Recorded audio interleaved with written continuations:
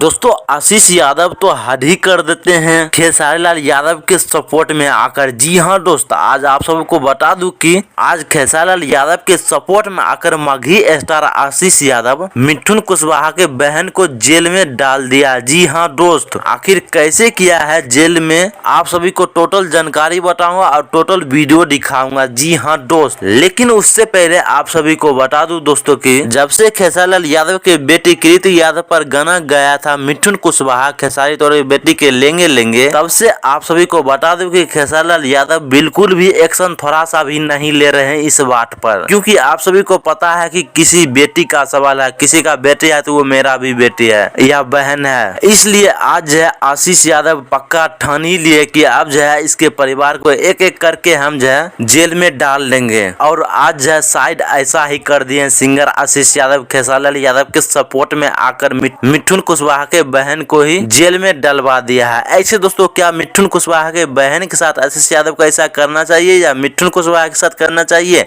आप सभी जरूर कमेंट बॉक्स में बताइएगा। थैंक यू, धन्यवाद।